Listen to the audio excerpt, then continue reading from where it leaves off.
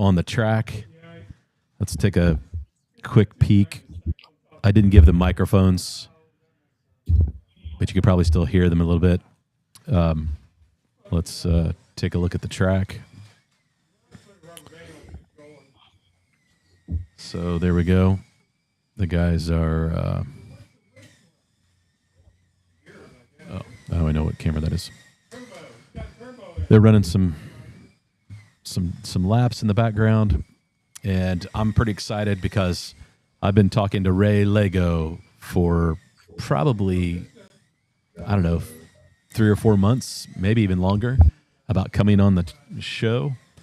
And so he's here with us tonight. We're going to bring him on in a second, and he's got a ton of things to talk about. Gave me a bunch of pictures to put up on the screen when he's talking about some certain things, and I'm excited about it.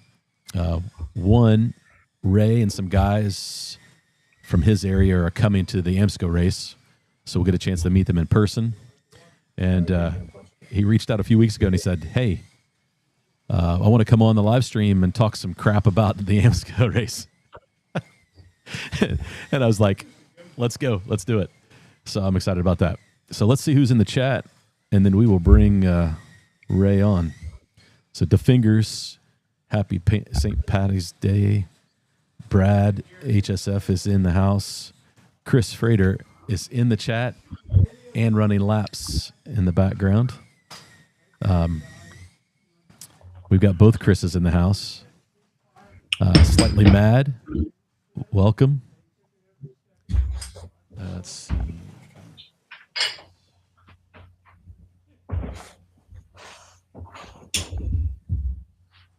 Okay. Gary Tennis. Who else do we have? Joe. Welcome, Joe. West Coast. West Coast. Great job on the 3D printed Carrera borders. That was great. Ron is in the house. Troy, we did a deep dive on the box. That video is going to release on Saturday. Talk about your 3D printed parts and all of that. So, but the guys were just going through. Hey, Bob. Bobcat Tires is in the house. John Tucci. Sean. There's Bobcat. Good evening. James. Happy St. Patrick's Day. Hey, Andy. Hope you're doing well, man. So Greg from Clearwater, MTB, Steve, shout out to Slot Car Corner, our channel sponsor. Good to have you in the chat, Steve. Thanks for being here. Team Super Tires is in the house. Now, Pamela, you told me that you weren't going to be around because you're going to be at the YMCA watching some soccer. Pay attention. Watch your kids. We're just talking slot cars over here. Mr. Albright, good evening. Hey, Thomas, Jerry, Daryl is in the house. Daryl should be here running laps. He just lives too far away. RMS. Guys, if I missed anybody, I apologize, but we're going to jump in. And so, ladies and gentlemen, without further ado, Mr. Ray Lego. What's up? Can you hear me? Yeah, we got you, man. All right. Nice. What's going on, Marty? Hey, sound good. It's just chaos behind me. The guys are running some laps. That's cool. Who's back there? Well, we've got... I know those guys. We got both of the Chris's. And then my brother Dusty is working on his 3A3D truck for the proxy race. Cool. We're sending those out tomorrow to get to George. I hear you met George this week. Man, George is the man. He's hooking me up with some decals and stuff. I've been talking to him for the last 2 days, and I'm working on this Arizona Iced Tea RC project, and I'm building 4 liveries, custom liveries, paint and decals. So yeah, man, we're trying to figure things out, and it's looking good. He's the Yeah, man. man. He is, man. Hey, George, what's up? And then my buddy John Mark is back there running laps as well. All right, sweet. Yeah, he keeps his cars here, so his wife doesn't know how many slot cars he has. Nice. I know that. That's crazy. So what are you into? So you're making some bodies for Arizona Tea Company, but what's going on in your slot car world? It's a Miata. It's a 1/18th scale Miata, and it's that turquoise blue Arizona iced tea color. Oh, yeah. With their like decals. It's a complex logo.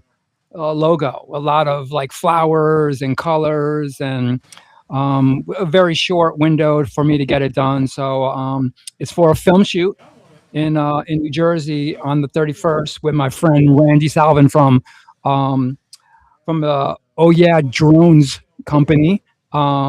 Super cool project, and yeah, it's gonna be fun. Yeah, man, that's awesome. So how did you get involved? Just out of the blue, something random, but hey, I was like, I can do that. Yeah. But it's a lot easier said than done when you're building your own thing and you don't have any parameters, or okay, I'll just fudge this part right over. When someone gives you like an exact thing and you gotta do it, and the pressure's on, it's everything starts going wacky. Yeah. But yeah, it's all good. So how did they find you? Had you done other projects for them? Or? I haven't, but the director who's shooting the commercial, I've worked with him before. We've done a bunch of projects together. We did like a Lamborghini project, Bridgestone tires. What else did we do? BMW together. Commercial. He was directing the live action stuff, and I was doing the still parts of it. So Gotcha. we became friends through my friend Mike Downey. Rest in peace, bro. I miss you. But yeah, we're like super tight, and he's a really cool guy. He's like a drone like master. He's like he is the drone guy. If you need drone shots, he's the guy. It's like Yeah Drones. That's the company. Yeah Drones. Okay. So yeah, check it out. Yeah, that's cool. Insane. Super insane. Man, we got a bunch of people tuned in tonight. This is great. Let me see. Yeah, Steve Holzman's in the house. Gary's in the house.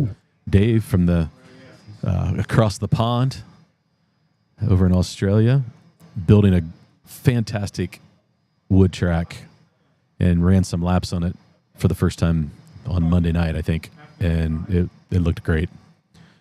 So, guys, thanks for tuning in. If you have any questions for Ray as we go, make sure you put a Q in front of your question so it stands out to me, and we'll work at that. Rob says, "No flat bills, brother." Come on. I'm a flat bill guy too. Yeah, whatever. I'll rock whatever. That's right. I got a super crazy hat. Yo, Rick, if Rick's out there, Rick, should I bust a hat out? I've got a crazy hat. I don't think I can do it. It's caused too much turmoil, but whatever, maybe. I'll bring it to Ohio. All right. That sounds good. But it's not a flat bill. It's not a flat bill. It is not a flat bill. And now I'm intrigued. So there's George. Yeah, it's crazy. It says, "Anytime, Ray. Happy to be to help you." Yeah. Thanks, George. You're the best. Super nice guy. I mean, I don't know if you got in his ear, Marty, but he was, super just professional. Made it happen. Boom, done. Like I was like, whoa. Crazy. Yeah, he's a good dude. I'll hook him up. I already sent him out a care package. Did you? Like, nice. Yo, you're gonna get the Lego care package with all the goodies. So I just overnighted him something really special. So that's cool. I hope you enjoy it, George. Yeah. So that's what we do. So Ray, tell us a little bit about your slot car journey, man. How did you get started? How old were you? I always like to ask that question. It's usually the first thing I open up with, because everybody has a different story, but there are things that are very similar So tell us your story. Sure. Well, I'm actually kind of a newbie. Like about 10 years ago, maybe a little bit longer, maybe 15 years ago, I busted out an old AFX track I had in the closet for Christmas time for the kids, just to run around the Christmas tree, and all the cars were broken, and I couldn't find any cars anywhere. So I went online and I found this place called Nostalgia Hobby in Scotch Plains, New Jersey. And I went there one day, and it was a all slot car store. I mean, they just had all slot cars, all scales, not 124, but HO and 132nd stuff, and a couple other random stuff. But they had a track right in the middle of the store, a little small, little wooded, routed track, and I was like, wow, this is really cool. And the owner, Joe Carrera, he's now retired. He was like, yeah, you can buy these sets over there. So I walked down, I bought like a $700 digital electric set. Nice. And like I was there every other day buying cars and more track and borders. I went crazy. The first year I went bananas. I mean, I bought everything. I was first like, I didn't want racing cars. I just wanted road cars with lights. That was like my thing. Gotcha. So after a while, they kept on come back Friday night to race. And I'm like, yeah, I don't know. I'm not really into it. I just want to jerk around and stuff like that and have fun. So they kept on saying, come on, come on, come on. So one Friday night, I went there. They gave me a loaner. They gave me a controller, and I was instantly hooked. I'm like, this is the best. There was like five or six guys there. I think it was like running some like fly class or something. And, it was like a 4-lane wooded track that my friend Fred Merkel built, but it was super fun. And it was super competitive too for like 5 or 6 guys. They were super competitive. So I got the bug just like everybody else. Next thing you know, I'm, buying more cars, and now I'm buying, now I'm like digital. Now I don't like, digital. I'm going analog now. Did I tell you that I chipped basically like 100 cars? I like made like 100 like cars, like I soldered in the chips, like old school style, not the door. When you actually have to, it was F1 cars, like this 50s, 60s, everything. I mean, I chipped everything. So that was not fun taking all that. I took all that stuff out and I started running analog with those guys. So, we did that for about 2 years, and it was really fun and stuff like that. But I kept on seeing all these guys coming in, getting tires, silicones, super tires actually, for another club. And I was like, well, what are you guys racing? They're like, oh, we got like 5 tracks and 5 basements, and we got about 20 guys and this and that. And I was like really intrigued about it. So I was like, okay, cool, whatever. Kept on seeing them come in. So one day they're like, just come over and check it out. So I went there, was at my friend John Wang's basement, had this insane Carrera track, analog, 4-lane. Everybody was super cool. They were super competitive, but super nice, really hardcore teching. I mean, it was like, I think at one point they were like doing like hand down motors for the club, for club racing. Right. Which was insane. Like who does that? Nobody does that. But like, so something happened at the store. I don't know what happened. So I just was like, I'm going to this other club now, you guys, and whatever. And I brought my friend Scott, and my friend Fred with me, and we went to that club and started racing there. And that club became really big. I mean, it was like we'd have 17 guys a night there on a Friday night. Wow. at like six tracks, New Jersey, and there was one upstate New York. So we'd run 2 classes a night. The first class was a points race, and the second class was like a fun race. It wasn't really, it was still, competitive, but like the track host got to pick that race, like, whatever they wanted to do. And then we're running, slot, NSR, fly, avant slot, you name it. Revo slot. We got into Revo slot really, really early, and we ran the shit out of those things so much that we ended up not wanting to race them anymore.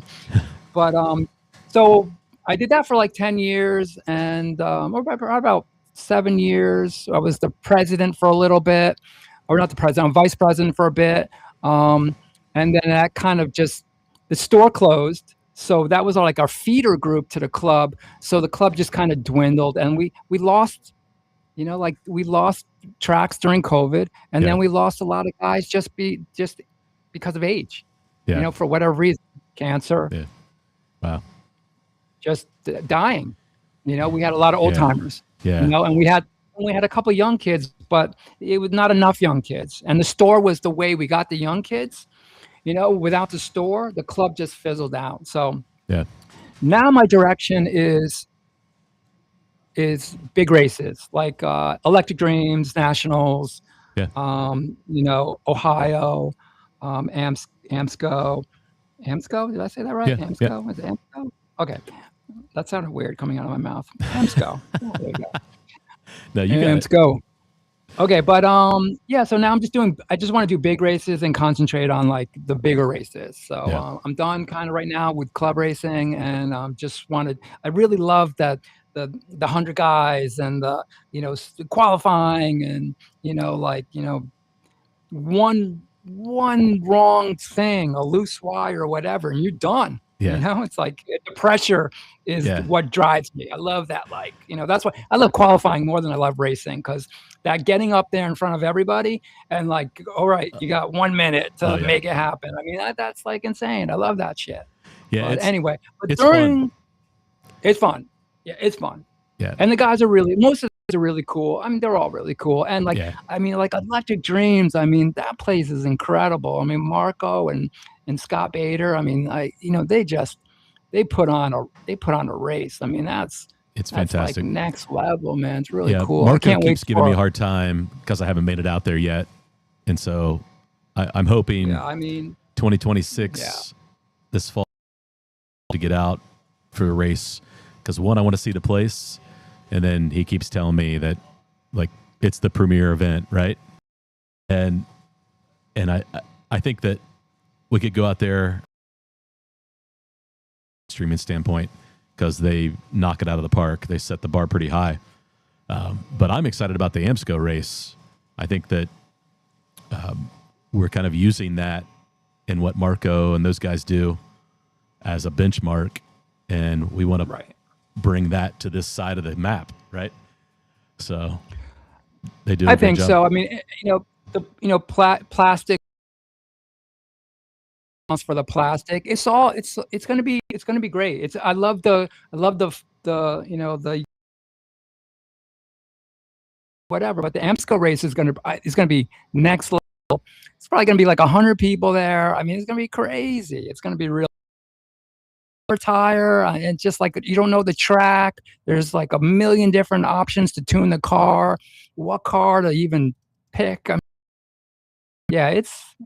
it's a challenge for sure. So, but that's what's the fun part about it, Right. So, I mean, but during that, just to jump right into the charity, but during that time when I was racing with the club, I had this idea about going to children's hospitals and like going up to the kids' room and like wheeling like a little a table with a little slot car track, and the kids could sit in the bed and race around the whatever for like a couple like half an hour to forget about their problems and whatever for a little bit. But that was impossible. I couldn't go anywhere with that. But so they were saying, well, why don't we do it downstairs in the rec room where they have lunch or they have playtime or whatever like that. So that was completely doable, because most of those in children's specialized hospitals, most of those rooms have folding tables that roll and I can put together. So me and my two young VPs, Scott Bayer and John Merkel, they were in high school at the time.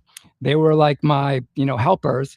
We would go to Children's Specialized Hospital, mostly in New Jersey, and build these giant digital scale electric tracks in the rec rooms. And the kids would come down, and they would race around the track and have fun and forget for a little bit, for like an hour or two. They would forget everything, and they would be laughing and screaming. And when we walked in, dude, they were just like, they went bananas. They're like, hugging us and kissing us, and yeah, it was so rewarding. And, so rewarding. And this is your Slot Care kids, right? Yes, that's it. Joe Bozak, my friend Joe Bozak. Hey, Joe, what's up? He did the design pro bono, and we were doing about like 5 or 6 events a year. Then COVID hit, and we stopped, and then we started up again. Our last event wasn't a hospital, but it was a police athletic league in New Jersey, and we had like 158 kids come through. Oh man, that's awesome. Just imagine that, dude. Imagine 158 kids wanting to get on the track. And how many lanes? 4. 4. No, 2. 2. So you're running digital. So you can go 2 lanes, 6 cars. 6 cars. Okay, that helps. Yeah, 2 lanes, 6 cars. They were, but it's so amazing how these kids, they figure out the lane changing thing like that, dude, in a snap. I mean, because they're video games. There's Sean and there's Scott. Those cars were donated. Dave Kennedy donated those cars. Yeah, those two. Now they're working professionals. Those 2 are grown and working professionals. So I hope they're watching, guys. But yeah, that's awesome. But yeah, it's really cool, man. It's really fun. There's like a whole, like we did, like I worked with like the nurses and stuff, and we figured out like this whole tactile therapy thing where just the kids, like in a real world environment, not a video game, but sitting there at the track, hearing the cars, smelling the cars, touching the controller, and being able to, in real life, was very stimulating for them. Yeah. And help them like concentration and like all sorts of stuff. I can't really talk too much about it. Yeah. But it was very, a lot of the nurses were like, wow, that was amazing. We never seen that kid do that thing, whatever it be, like focused or whatever. So it was very rewarding, and very cool. And and a good time. And just to, since I'm on it, SRC from Spain, they were the first people that reached out to me and said, what do you need? 2 days later, dude, they sent me like a box of like 30 cars to give out to the kids. That's fantastic. Unbelievable, right? So, and they've been a huge supporter. Electric Dreams, Scott Bader, also huge supporters of it. Dave Kennedy, as like I said, also another supporter, and a bunch of other, friends and, other people. Always just, we never took money. We just said, this is what we need. Yeah. We need a cars or track or whatever. The cars, we did a figure 8 once, and the kids love to crash. I mean, they love crashing. So they would just, we destroyed like 20 cars in like an hour. So that's, it's pretty tricky, but yeah. When my nephews come over, that's what they love to do. So I've got some cars specifically for that, crashes, for sure, things like that. They love it. Sure. So you mentioned SRC. Not a big brand here in the States, but they were so quick to jump on board with you. That's pretty amazing. They were just did the crossover with like going from just SRC to SRC, their other brand. I forgot what it was called, but I ended up building a great relationship with those guys, and I do a lot of work for them, their website photos and promotion stuff, and always like photographing like all their new products. They just sent me this beauty. Hang on, let me put you full screen so guys can see it. Yeah. And one more. Where'd it go? There you go. There you go. Okay, so yeah. Oh yeah, that's pretty fantastic. Amazing. It's a Porsche 919 hybrid, 31 out of 1,015.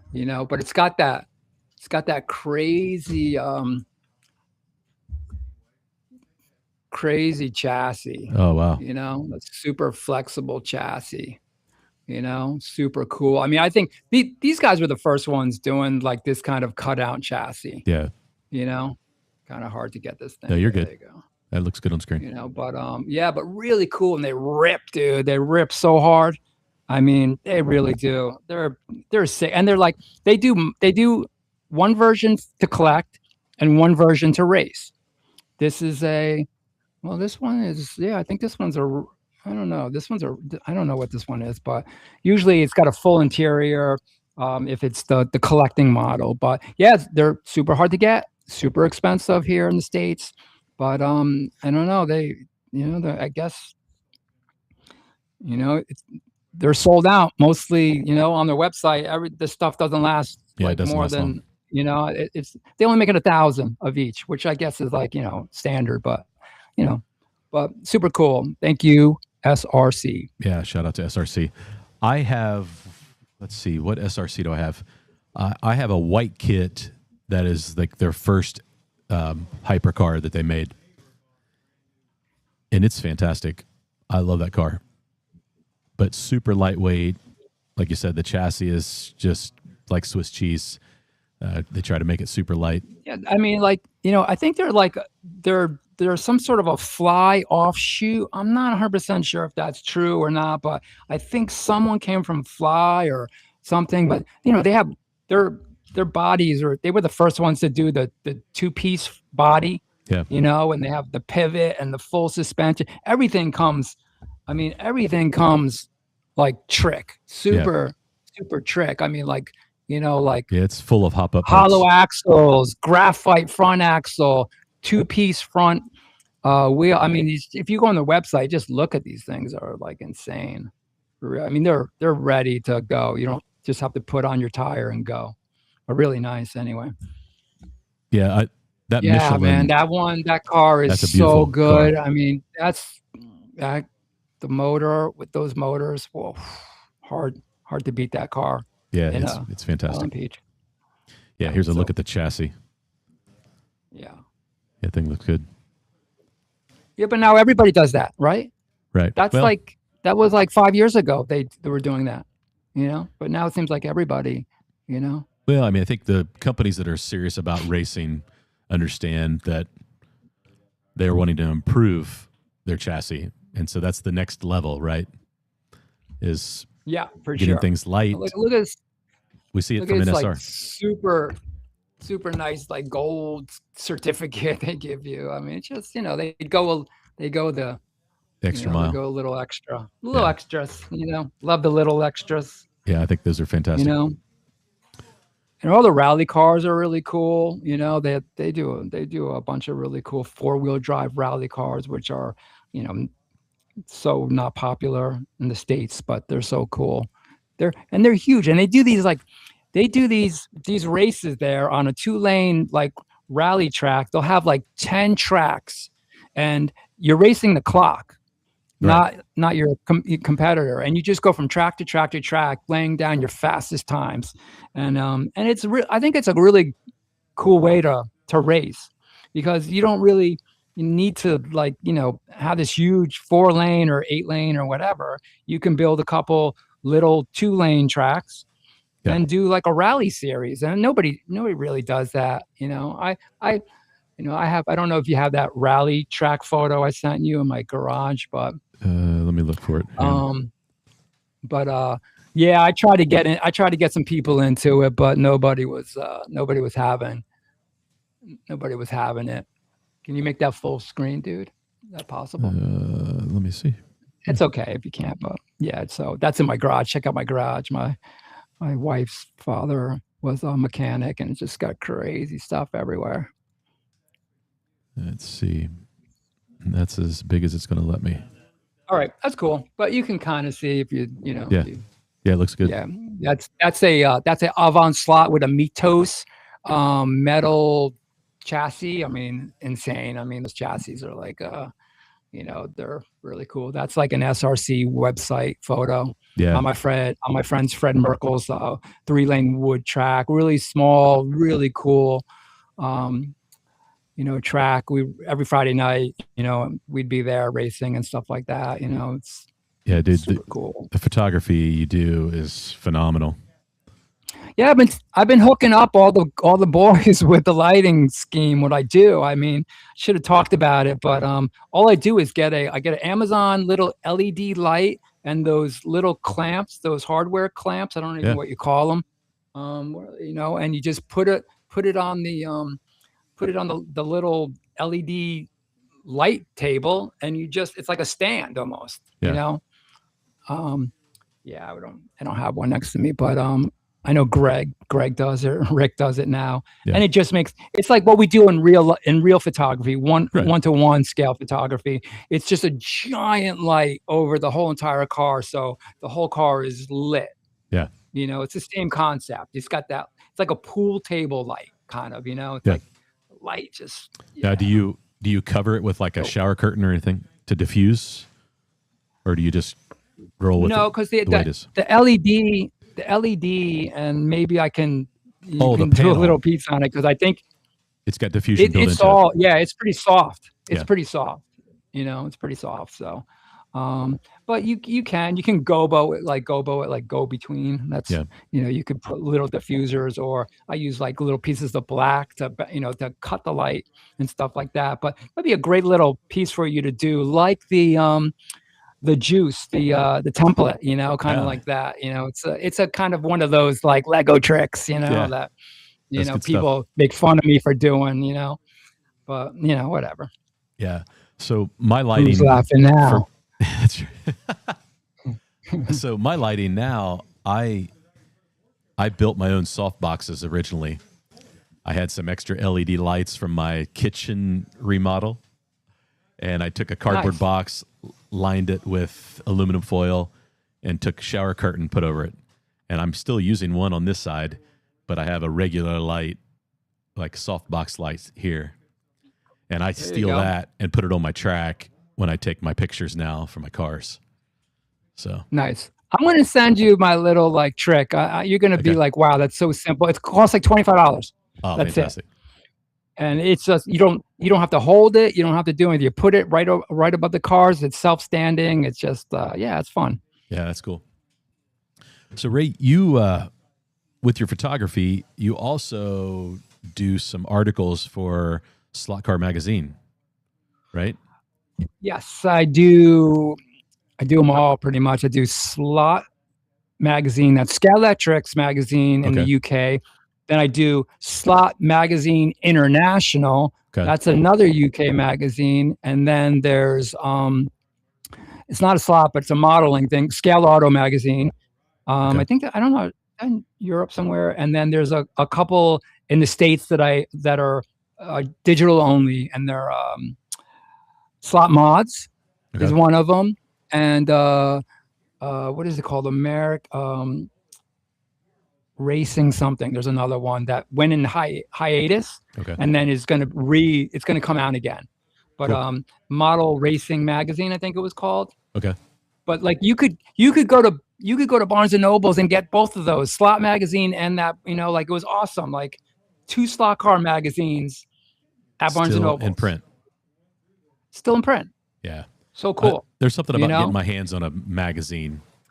Yeah, I mean, it takes me back to my childhood. I mean, that's like, like the 90s, like the 90s. I mean, that's like my, heyday. I mean, magazines were like everything, like just from all of them, but yeah, slot car magazines are cool. And like, they think I'm a writer for some reason. I'm just like, listen, I'm giving you this to like edit.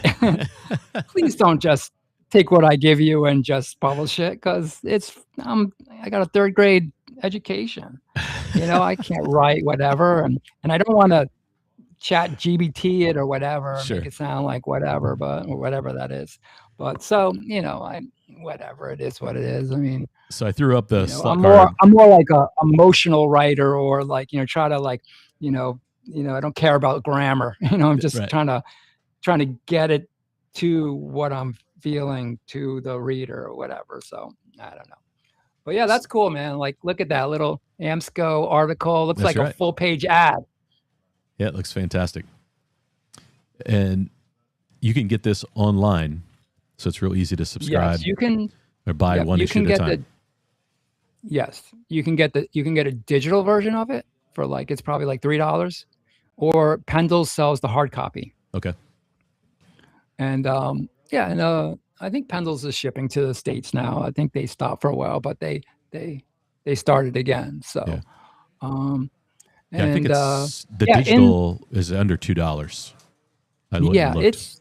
I mean, I'm not a, it's hard. I mean, like it's hard for me to read like a digital. Yeah, that's Slot Magazine, Scalextrics. Okay. That's another Porsche custom livery that I did. I think one of you guys, I sold that to like, I think one of your guys, maybe. Oh yeah. Chris have that? I don't know. Someone does that, but Did people are always like, why do from you Eddie Van Halen's guitar there?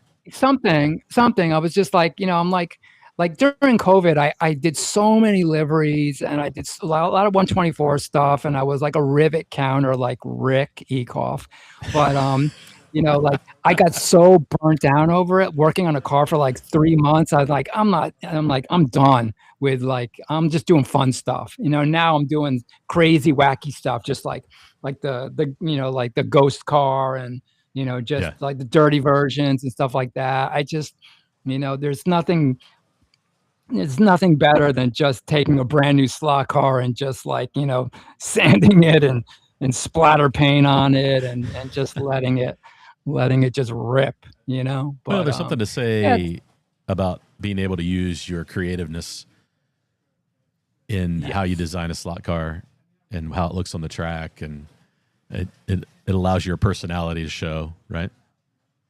Yeah, I mean, it's like no matter what I do, it's like the Lego thing comes out regardless. I mean, it's like, I did a voltage car, it's just simple, but it's just, if you look at it, you're just like, yeah, I know who does that. And that was a super fun build. My friend John Wang, a teammate, club member, one of my good friends, he gave me like the Frankenstein Flivver Aurora kit. Yeah. I think it's 124 scale. I think so. And I modded out to a foam tire, wheeling, slot car. Nice. So, I mean, it's amazing. The chassis alone. I mean, look at I know it's probably hard to see, but those foam, it was like, it's got giant foam tires and like, and I would take that on a wood track, like a commercial wood track that's kind of got a little bit of glue on it, and it's just flying around.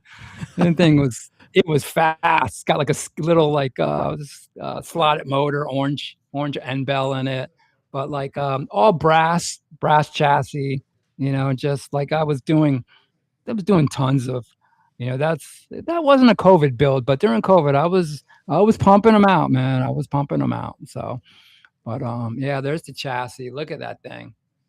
Those foam tires were like a drag off of a drag car. Yeah. That usually you true those down, you grind them down to certain things, but I just left them like raw, and just when you hit the controller, it's got a jail door style chassis, and the front end just wheelies up, man. It's fun. I should have put wheelie bars on the back, but next one. Yeah, Frankenstein Flivver. Yeah. Yeah, that's cool. That's a good one. And then this is just another article through my lens. Yep, that's Slot Car International magazine. My friend took that photo of me just racing, and I did a couple articles. There's the voltage F1 car you can see right there as well. That's me qualifying with my super tires, black t-shirt, like with the sleeves cut off. I was rocking that like the whole weekend. Like, yeah, it was fun. Yeah, that was like my first article in like Slot magazine. That's cool. A couple of my builds and me on set. Yeah, I kind of stole that picture. Photo studio. For the thumbnail for our. Yeah, it's a little over retouched. I think I was wearing glasses at that point or something. I don't know. I think maybe I had glasses and I retouched the glasses off of it. That's why I look like it's all like a little weird. Rick Ekoff noticed that. Thanks, Rick. Yeah. Yeah, Rick's my teammate. So if you're wondering why I'm mentioning Ricky Koffala, yeah, he's my teammate. Right. And Rick keeps sending me pictures of these amazing cars he's building for the AMSCO. Yeah, the dude is insane. He's like he's the American like Michael Nemes, I think. I mean, he just pumps. I mean, he does, dude. He'll do a car in like a day. I mean, he just, and I'm talking like historical livery accuracy. Like super accurate. Talk about rivet counting. I mean, that dude. He looks at my cars. He's like, oh. Yeah, I didn't want to send him a picture of my. I didn't want to send him a picture of my truck. Yeah, just embarrassed. Yeah, that's a 1/24 scale on a Michael Nemes chassis, like a carbon fiber, like full suspension, Michael Nemes, whatever. That the inserts were like $30 from Germany. I mean, it's just insane. It was like a 6-month build. Just to get, it was my first time to really putting on decals and building the layer of clear coat and wet sanding and building. So like you can, so it looked like it was really painted on. I'm talking like you could not see any edges. Like, one of my really, like the metal, I like fabricated all the metal stuff on it, with K&S, metals, brass, and just a lot of futzing. Yeah, it doesn't. There's one little, if someone can find, there's one little mistake on that, but whatever, it's no big deal. Someone will notice it and say something, but that's good. But there's no 12 on the front hood, on the front scoop. So these are Grand Prix, like they're from like Merit kits. You know that company Merit? Like 1956 or 60 something. Yeah. They're like super old. Used to be able to find repops. I think the top one is a repop. The one on the bottom left is the original. That's not even painted. That's the molded color of the body. And then the Mercedes is a Strongbacher. Yeah, so those were really fun. Those we were not racing. We were going to race those, but we couldn't get enough guys. Those are foam tire on, on commercial wood tracks. Yep. And here's another. This is like one of my favorite rippers with the immense miniature driver figure, like the best. With the Tamiya decals, just like amazing. I mean the rising sun, right? Is that what you call that red dot? Just sucking into the body lines. With some solve set, micro solve, or whatever the hell you call that stuff, that vinegar stuff. But yeah, man, really cool. I think that's not 100% sure what the chassis is on that, but I think it's some. I would scour the internet like with dimensions, looking for like weird. Yeah, that's the Mitos 6-wheel like Raid or Dakar chassis. I mean, that thing is a ripper. I mean, you could jump in like 3 feet with that thing, and landing on the track, and then going into the slot, and just amazing, so fun. Yeah, the Strongbacher, all the pipes are custom. The decals are a little funky. Sometimes you just can't source the, get what you really want. So you got to kind of make it. And it's a learning experience too. I just asking a lot of questions and just not, during COVID and just trying to figure it out. I was never into like model building or anything when I was a little kid. So I was just kind of, having fun during COVID. So, yeah. Well, I mean, I think a lot of people got back into the hobby during COVID because they had all this time. Yes. And I mean, that's how I got into it. I was like, I need to find my old slot car track.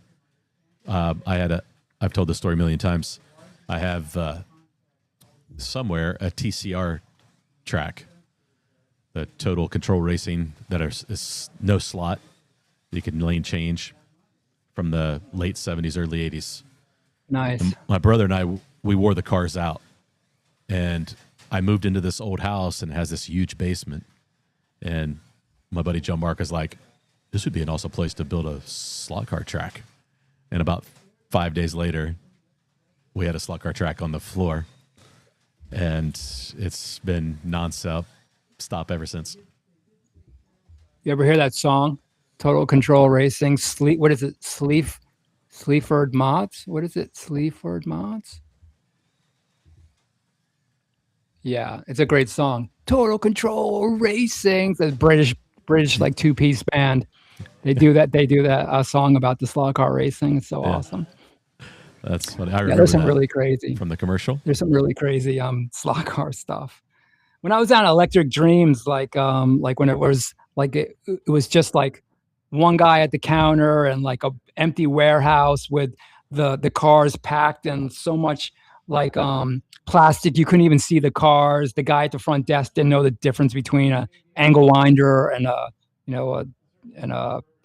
sidewinder.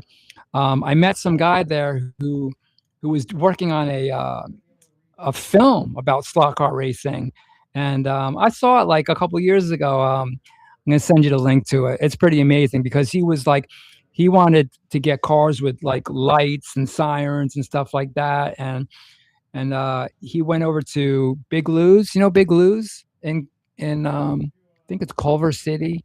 No, it's the other slot car place in California, like in LA. It's called Big Lou's. Big giant scale electric track. Anyway, so it's another really cool video. So people should check it out. That's cool. I'll send you a link. Marco sent me the history book that one of the guys from Electric Dreams wrote. Fantastic book. I mean, it's super thick, tons of pictures. Yeah. The history of slot cars, all these different kits, and I'm sure a lot of that is in the slot car museum there in LA. I mean, when we went out there last year, it was my first time there, and we did that tour with the group. It was part of like the weekend at Scott Bader's like compound off of Doheny and like Sunset. It's like right there on Sunset. It's like the Bat Lair, dude. It's like you go up there and there's this giant cement like structure, and you walk into it, and he's got like 100 cars in the garage, like 3 levels, and like he's got motorcycles, bicycles, skateboards, all sorts of racing cars. Like, I mean, you got to do the tour. It's amazing. And then you go into the slot car vault. He's got like a overflow room with all the like other stuff. Just like he's got to probably have like you know those wood boxes, the old cool vintage boxes, like Rat Fink painted, inspired 60 boxes. He's got like 300 of them, just like in the overflow room, just stacked up. I mean, it's crazy. Yeah. And I was there with Howie Unser, the legend, Howie Unser. You know, so that's cool. You know, he was just showing me like, you know, he's like one of the guys you ever see that famous slot car ad with the guys with the suits on? He's like one of those guys. You know, he's like, that's wild. He was like the highest paid slot car racer in the 60s ever. He won like 3 cars, like real cars, a Corvette. Like he was the man. But that's his collection, is like 1965 to 68. I mean, it's very it's very what was the word I'm gonna just look, a short period of time. Curated. Yeah, curated. It's very curated. It's not like, doesn't have modern stuff. It's just like 5 years of slot car racing, the pinnacle of slot car racing, you know? So he's got this awesome collection of, Schwinn bikes, which I was really into that growing up, you know, like it's got all of them, you know, so really, really cool. So yeah, go check that out for sure. Yeah. I was into BMX. My brother and I were when we were kids, and just loved BMX bikes, and the resurrection of old school BMX, thanks through Instagram, things like that.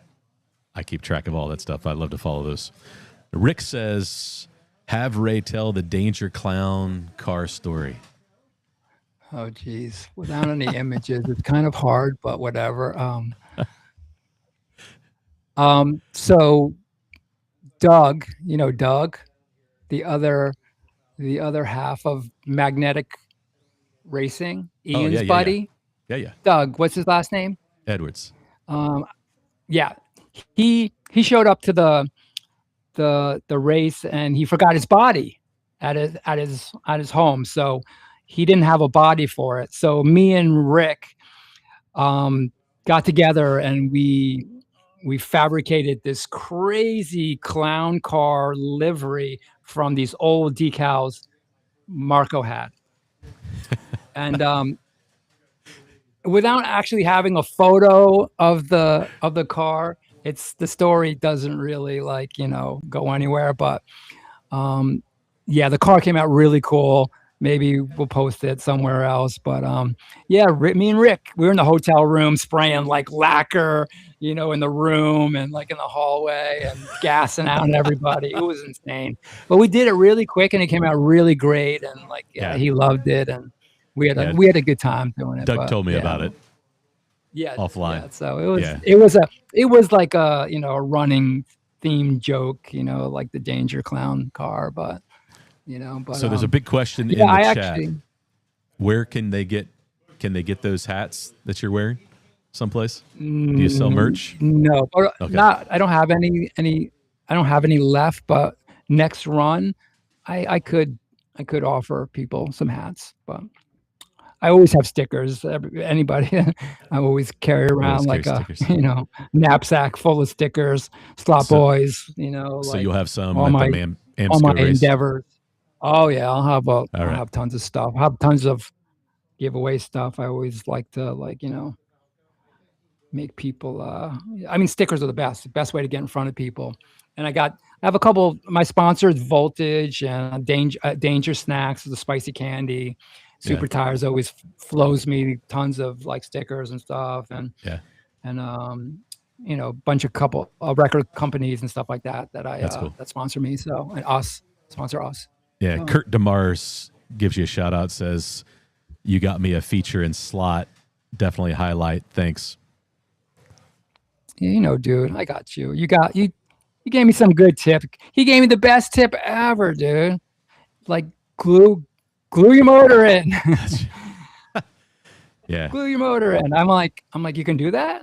He's like, yeah. I'm like, all right. And oh man, that is the best. That's the best tip. Like if you can glue your motor in and screw it in, and then glue it in. I'm talking glue it in. You glue the whole entire around every inch you could stick. I use canopy glue, and I'll just squeeze it in there and just let it overflow and then just wipe it away, and when it clears, it dries clear. And oh man, it just like when you come out of a turn and you just any kind of it just zip. Yeah. It's incredible. But yeah, he kicked ass, man. He's like, he's multi North American champion. Yeah, man. He's good on the trigger for sure. On wood he's good, but I don't know. He didn't do so good on plastic, but I guess he's still trying to figure it out. He's still trying to figure it out. Maybe he needs a cigarette. So, but whatever. I'm only busting your butt. Kurt. That's all right. I love you, bro. He likes that. He likes that game. Yeah, dude. When last time we were out there, man, everybody got so sick. It was like the last NSR race at Cloverleaf, and someone must have had COVID or something. And like at the end of the weekend, everybody got. I was in 2 weeks. I was sick from that race. Luckily, I made it through the weekend. But anyway, so what about this? What about this tire contest? Yeah. Do you have a time you want to do that? Or yeah, we can do it anytime. Okay, whenever you want to do it. Tell us a little bit about what you're wanting to accomplish, and then what the contest is. I'll let you explain all that. And the guys, I know there are quite a few people that have ideas, because some of them have warned me. They're going to put them in the chat. So put a Q in front of it that after Ray explains, so that we can find them easy, so we don't miss anybody. Okay, so everybody knows the Ghost Grip, right? I'm assuming most people know the Ghost Grip tire, right? It's the 1403, or is it 1403? The white super tire 1403, I believe. We did that. We did that for a race we had at Mike Marciano's NSR Lola Challenge. And I asked Pam at Super Tires if she could do a white tire. We did a contest on Facebook to name the tire. Scott came up with the Ghost Grip. So this tire became super, super popular. I think it's like one of the like best-selling tire. Everybody's like, we're gonna get the white one. We're gonna get the white one. So me and Super Tires, we build a really great relationship. They sponsor me at the last the NSR race and Electric Dreams. They're sponsoring my team out in Ohio, and I was like, well, what can we do to to actually have a super tire product at the AMSCO race? We can't do a rear tire. Let's do a front zero grip. So I thought about it, was trying to figure out what tire, what size. I really love their zero grip. They're super, super light. They're easy to true. So I'm like, all right, I'll do a color. I'll do a color front zero grip. And after testing different sizes, I came up with the 1400. Okay. 1400. Yep. 1400. As the tire, as the official Slotboys front zero grip. So we need a name for this tire, and I told Marty, hey, let's do it live. Yep. So we need a name, guys. Let's hear them. Yep. And do we need to show the photo of it? Do you have the photo of it? Yeah, let me go grab it while you're talking about it. So I was thinking white, and it'd be cool to do it. So I have white, and then if people wanted for the front for the Ghost Grip, because the Ghost Grip car was white on white tire, but I was like, that might be too much. So I didn't do a gray like the chassis for the Scale Auto. I didn't do a gray like the track, Scale Auto track. I didn't do a gray like the rear tire. So it is a gray front zero grip. That's not it. That's not it. That's truing. It's so we need a name for a gray, and we're gonna hook you up with. I'm gonna give you something out of my personal collection. Super Tire is gonna give you a bunch of tires and stuff like that. Whatever name we pick. So I don't know how we're going to figure out the name, but we'll figure out. That's it. So this is basically a non-trued 1400 super tire zero grip on the front Scale Auto legal. What is it? 16 by 9 by 8 wheel. I think so. So you don't even need to true this or whatever, but you can. What I've been doing is I've been true. I actually put it on backwards, so the flat side is towards the outside, and then I'll nerf that, and I'll curve that, and then I'll cut the rear. So I wanted as little. Yeah, that's my pink Lambo with the 2 gray tires on it. So you can true these. I mean, they cut like butter, and you can get them even on that black plastic wheel. You can true these down incredibly. And they fit the NSR cars. They fit most fronts. They will fit with minimal truing. Nice. They look good on that car. So, and they're super lightweight. When you true them, they're like, it's like 0.04 grams. Like not true, they're like 0.08 grams. So they're super lightweight for those people who are, counting grams. Yeah. And I think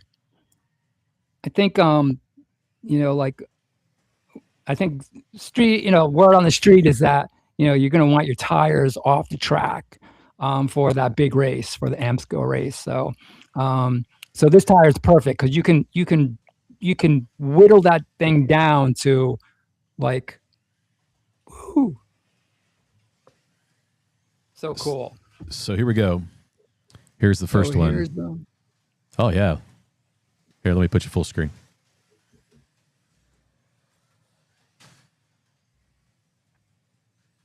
So just a touch of gray.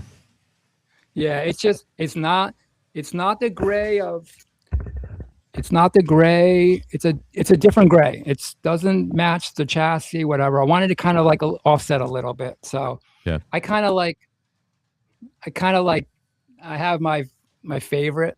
All right. I mean, because of the colored lights I got bouncing around, it looks purplish and whatever, but that's okay. That photo that you showed, it's gray. It's like a light gray. But it looks so good with the ghost grips too. So anybody who got the ghost grips for your Lolas and your 908s, whatever, you're gonna definitely want to get this because it almost looks like like a white wall kind of tire, and it's super easy to true too. Yeah, I mean, you can true them in 2 minutes. So John Albart says, Pam. Phantom grip fronts PGFs. All right. The white shadow, I mean, that's kind of interesting too. I see that, no grip gray. Pro slides. That's cool too. Gray Lego. Column skids. Ego. Superfly. Gray ghost slips. That's cool too. Front runners. I don't know how we're going to pick this, dude. Gray Area 51. Speed free fronts. So should we have a time limit on this, or should we do it to the end of the podcast, or? Yeah, I mean, I guess nobody's really going to know unless they just heard that, I guess, right? Yeah. Shadow grips from John Tucci. The white shadow. Sliders. Was Gangster Grace. No grip grays. Zero lights. Gray Legos. I got my favorite. Gray Ghost slips. The Boo 2. The what? The Dirty Ghosts. The Dirty Ghosts. Ray Gray. Zombie Grip. The Graveyards. Sterling Grips. The Gray Ghost Grips. The Gray Ghost Grips. Battleship Gray is my favorite color, so. Shadow Grips. Ray Gray. Zombie Grips.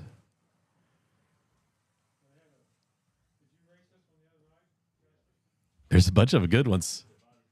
Yeah, have you settled on one, maybe? Or do you want to let it keep going? I think let's give it let's see if once it peters out. It's got to peter out soon, right? No one's gonna know. Okay. Ungrips. Kurt. The Gray Ghost slips. Gray Masters. Casper Grips. Gray Slickers. Rick says, let Pam select the one she likes. Who said that? Rick. Is Pam on here? Pam, you on here? She was kind of in and out, I think, because she was at a game. The gripless grays. Smoke shoes. The color is the side of the thunder slot. Gripless grays. Well, smoke shoes. I saw two that I liked. Okay. But a little, it's a little modification of it. Okay. Ooh, wait. Hold on. They're still coming. I just saw another one that's really good too.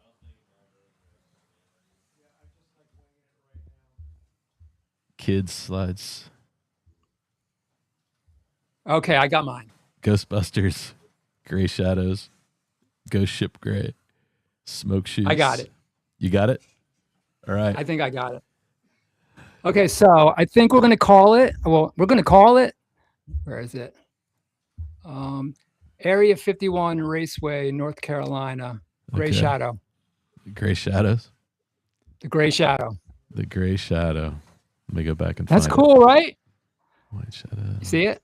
It's Oh, I think he typed. Where's it at, George? Yeah, he spelled it. He just spelled it wrong with an A. Oh, I get it. It's a pun off of my name, but yeah. But we don't need to. I like the gray shadow. The gray shadow or whatever. What do you think? I like it. I mean, like, runner up is like the gray ghost, and I think a couple people said that, you know, and that was always like my like go to, was like the gray ghost, but and people are playing off my name with the gray. Yeah. But but let's go with the gray shadow. I think that's kind of good because it is very like shadow. I mean, it is like a very delicate gray, and it looks like it could be in the shadow, So I think that's cool. Way to go, man. Way to go. That's the color. We'll get his info. Yeah, you got his. That's George. You got his info. Oh, that's George? Yeah, that did your decals. Oh, really? That's incredible. Yeah. I had no idea. That's the same guy. Yep. And maybe we'll give a runner-up prize to the second place guys, which is Shotgun Dave and Kurt Marcus. Kurt. Yeah. Yeah, Kurt, because they both said the same thing, and that was so I'll give we'll do a runner-up for those guys too. So, but yeah, I'll get their information and send it to you. Okay, great. Well, yeah. Yeah, that's awesome. Awesome, man. That was fun, man. There you go, gray shadow. But I don't know if should we. I mean, I don't want to use my name though. I think can we modify it, George? Yeah. Can we put it the real gray color? Yeah, GREY. We'll figure that part out later. Yeah. But yeah, man, there it is. The gray. Here's the gray shadow. It's very like animation, like yeah. Like, so that's the color I went with my truck, my 3D truck. Cool. It's not white. It looks white in the pictures, but it's just this really light gray. I just loved it. And I knew the decals would still look good that I printed. You printed them yourself? Yeah, I printed them myself. But George How did you do white? How did you do white? Did you use a laser printer or? I just used a laser printer and I used clear. Okay. And the light gray is close enough to white that the decals still worked. Yeah, because that gave me true colors. That was the problem I was finding is like, without having like a printer that prints white, it's tough. I heard there's like a deli label, like the label maker from like a deli meat department where they print out that. That's supposed to be like the most amazing decal printer. Oh yeah. People use that as a decal. It's not an Alps. It's like they use it in the deli department. It's supposed to be amazing. All right, where to go? What else, dude? Well done. Well, what did we talk about? You gave me a whole list of things you wanted to hit, and let me look at that list real quick. I think we've covered so much of it. Let's talk a little bit about the cars you have prepared for the AMSCO race. Yeah, let's talk more about that. So I've got the Porsche. What is it? 992? 922? 922? 992? Yeah, the 992. Yeah, 992. And I've got the Lambo. And I have the other one, why can't I think of the name? Is it the Audi? It's not the Audi. No, it's not the Audi. It's the N. What is it? The NSR. Oh no, not the NSX. NSX. Yes, yeah. NXX. So this is. I'll just let you. This is how I go about doing the big one. So as soon as I commit, I'll get the rules, and then I'll scrub the internet, and I'll go and I'll look for any info on these cars, who's racing these. So I found most of the info in Spain because that's where these guys are racing on scale auto track with the world's rules, because these are basically the world's rules modified a little bit. Yeah. So I looked at the race results, the podiums, and that's how I picked my cars. So, and the Lambo was just because I don't know, nobody had it. So I was like, okay, throw in the Lambo for shits and giggles. So it seemed like the Porsche and the other one was really popular on the podium, either winning or second. So that's how I picked that. So first thing I do is I'll disassemble the whole entire car. I'll flatten everything. I'll polish everything. Anything metal against metal, or even just metal, I'll just polish it and then clean it in a microsonic cleaner, like where you put jewelry, like dentures in or whatever. Yeah. So after that, then everything gets put away, and then I start building. Since I really don't know these cars, it was a lot of I went for I copy the master, and who's the master? Ian Douglas. That's right. So I copy his cars, even though it's on wood, I still copy it. So, I mean, his program is so next level, just everything he does and the way he thinks about it. And he's a great racer, but I think he's winning before he even gets to the race. He's got it won. He's just so, everything's scientific. And if you even hear those guys talk, it's like, you guys talking slot cars? Are you guys talking science project, So did you just cure cancer? So or were you talking slot cars? So I basically copied his setup, and then I just put in my things. I get buy the best. I get hollow axles, titanium, and slotting plus. As if I can change it to slotting plus, I'll change it to slotting plus.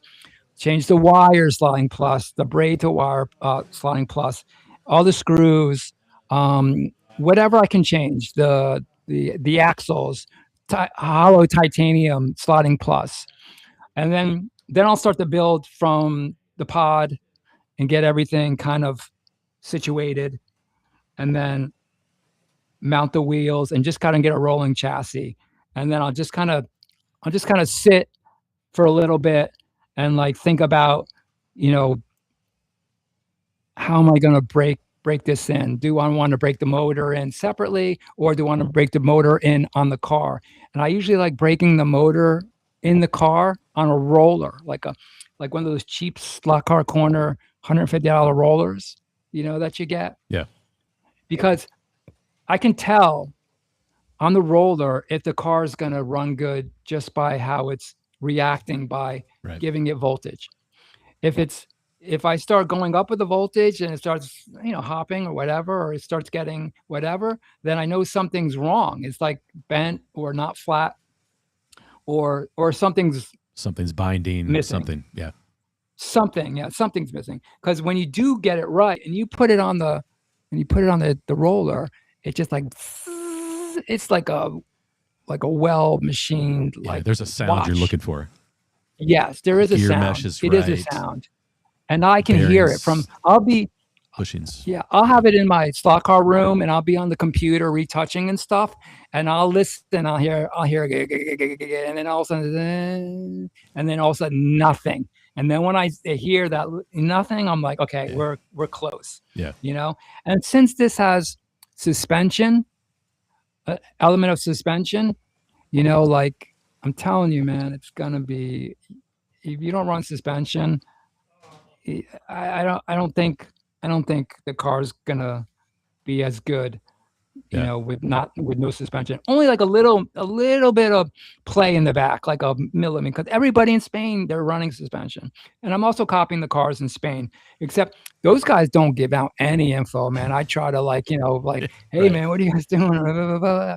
Nothing. I mean, I'm like, dude, I'm like 3,000 miles away. I'm never going to race against you. Give up some tips, Yeah, that is something I will say, I have never gone to a race where somebody wasn't willing to share some tips to help my car out. I mean, here in the States, I think if you go back to like the 60s and 70s, there was so much of it that people were not sharing, and that we're the exact opposite now, that there are a lot of guys that are willing to share everything. And I think that's how we get younger people interested. I think how we keep the hobby moving forward. And I appreciate, like, Marco started it by doing breakdowns of cars after the big races. And Ian's doing that now. He and Todd are breaking down their cars.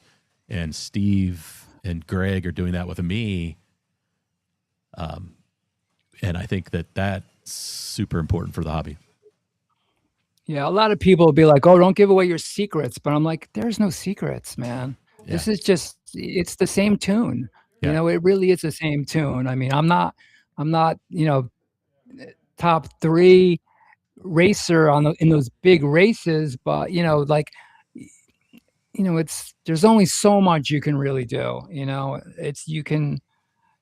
but there's a lot you can do, and maybe I just don't have the time or the patience to put in like those guys do, like, you know, Todd and Ian and you know, the Modesto, like, Marauders, whatever they call themselves. I mean, you know, those guys are just, you know, they're all, they're all like, you know, but, you know, I've looked through old slot car magazines, and Ian's in there, like, you know, 5 years old. He's like, I'm like, you know, like on a wood track, like, you know, I mean, those guys are, you know, they're, you know, West Coast has a, you know, really great scene, you know, the tons of tracks and this and that. So, for this race, I built a little test track. I couldn't find too much track. Yeah. So I got some turns, I got some curves, and I got 4 straights.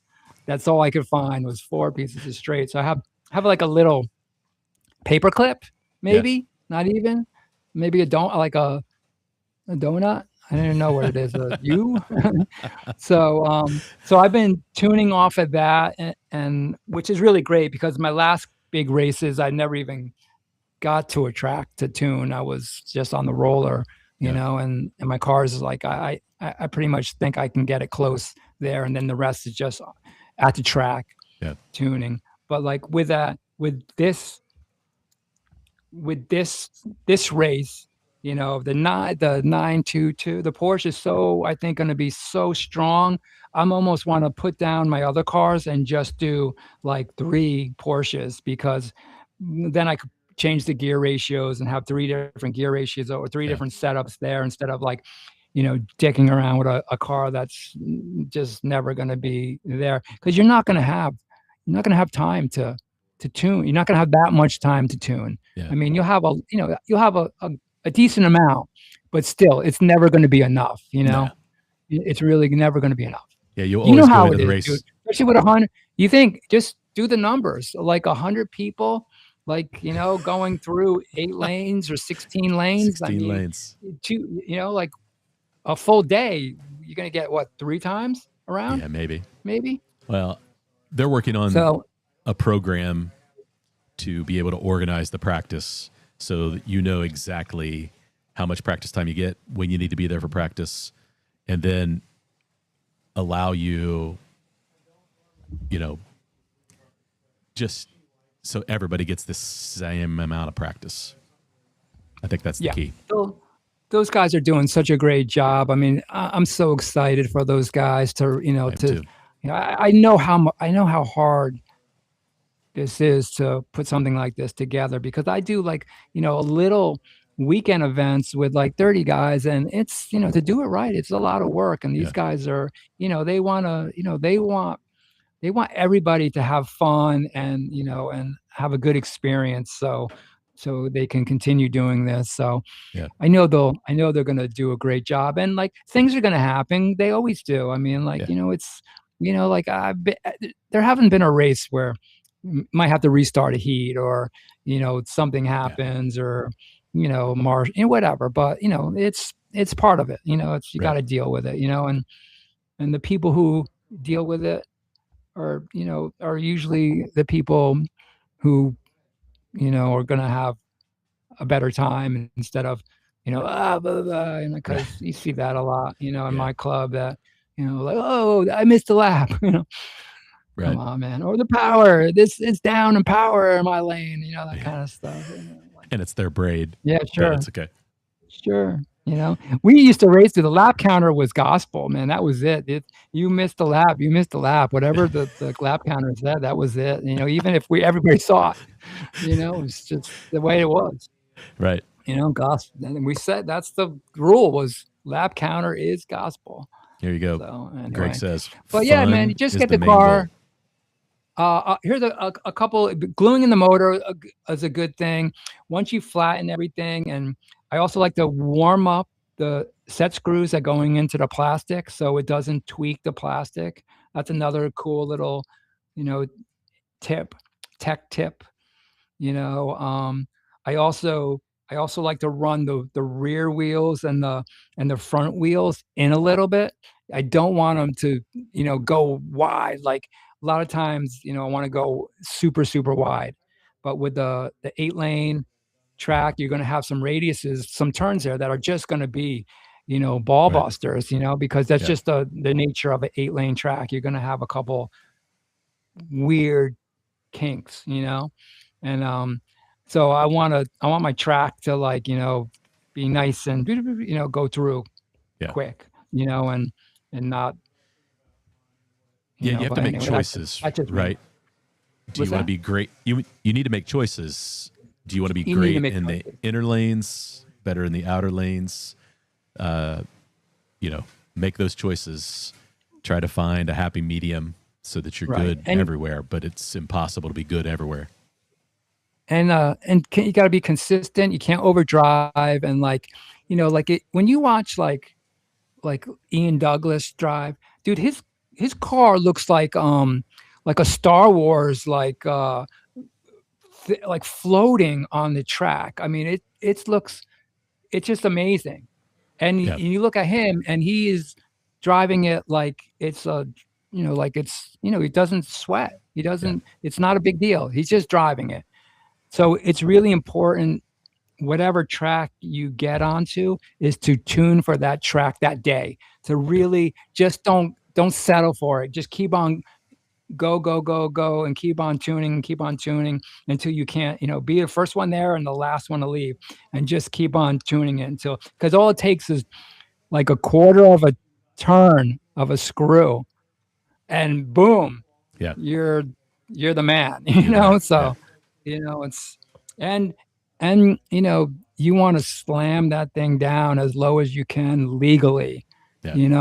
Legally, no futzing with the pod, or I know a lot of people are going to want to, do that. But, if you start shaving off, the bottom of the pod to lower the pod. Yeah. These tech blocks are really important for that. Yeah. But even at the lowest configuration, there's still a little room to get lower. Yeah. So even with the 1 millimeter pod and the lowest tires, there's still like a smidge in between of there. And that's huge, right? When you're talking magnetic downforce. So I don't, it's,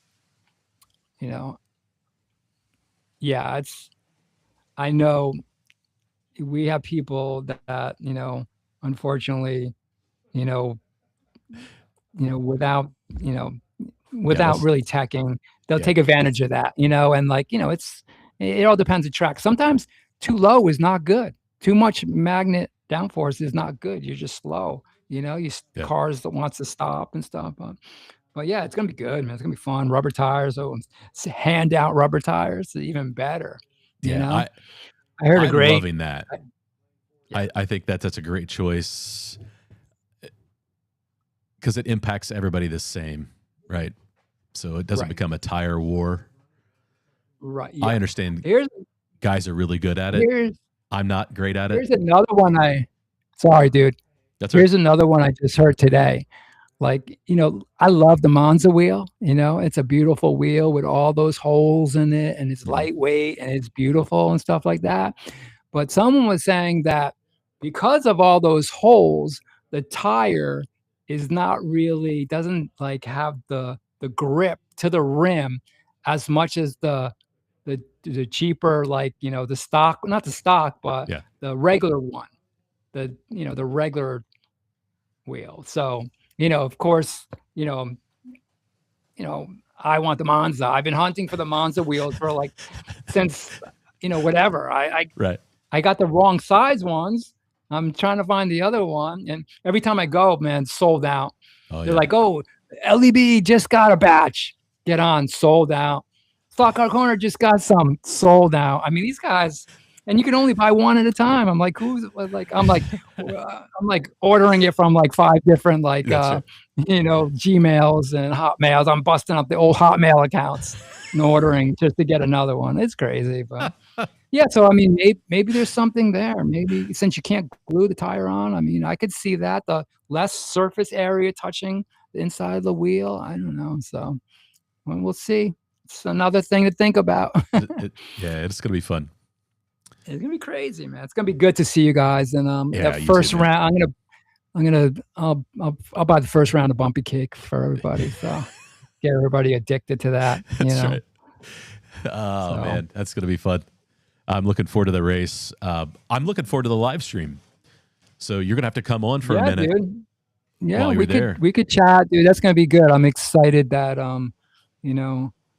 you're gonna have fun doing that. And yeah, my promise is we're gonna try to give everybody the best coverage we can. And Steve and I are super excited about it. We have some others that are jumping on that'll be there to help. It's gonna be great. Sweet. Yeah, dude, it's gonna be good. I think that's it. Yeah, man. You think that's it? We're up against 9:30, so this has been fantastic. Ray, I'm glad you were finally able to make it on. Sweet, man. Thanks for having me on, dude. I love the channel. I love you guys out there and all the AMSCO guys. And I don't know what it just, it's good, man. Like the East Coast, Midwest, just like, it's like almost the same thing. The West Coast has got their thing, but I always feel like, like Michigan, Ohio, Iowa, all you guys, man, are just like, just how race, I guess it's the silicone tires, that's what connects us, right? Yeah, that's right. But so, yeah, it's going to be fun.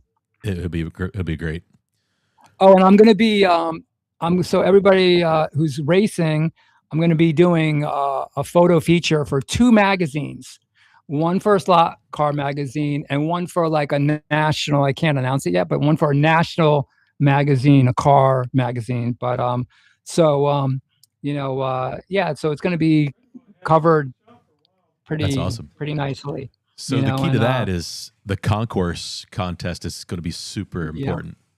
Yeah, all of it. I'm going to do probably an 8-page for Slot It or Slot Magazine, whichever slot magazine I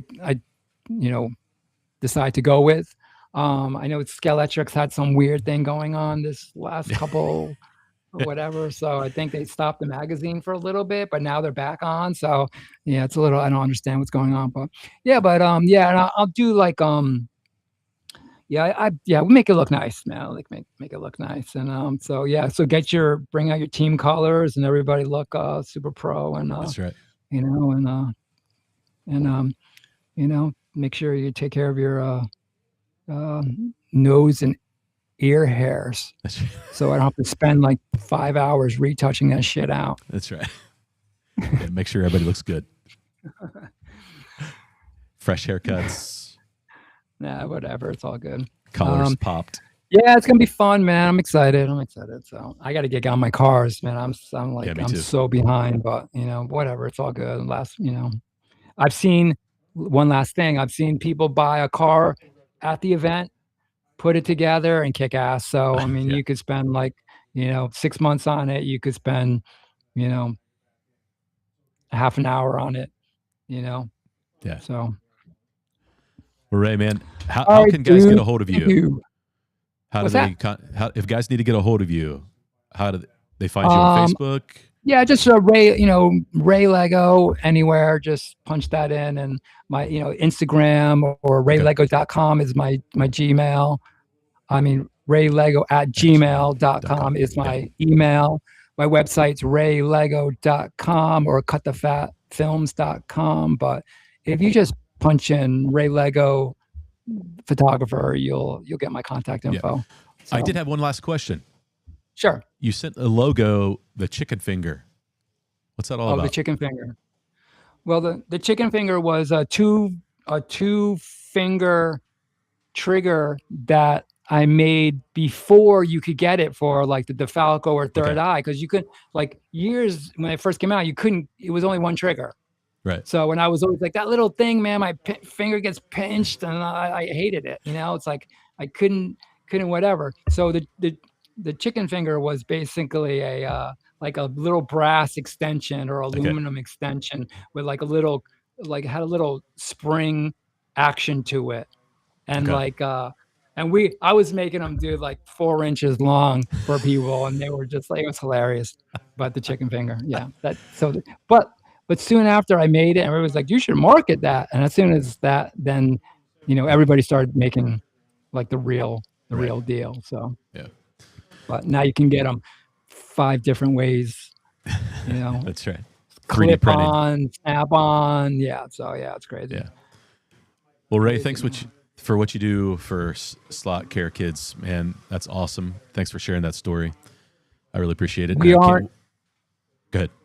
We are not taking donations. So if anybody, I keep on getting that, like, how can I donate? We're not accepting donations right now. So thank you very much. Well, if you ever get to the place where you are, we'll have you come back on and you can talk all about it.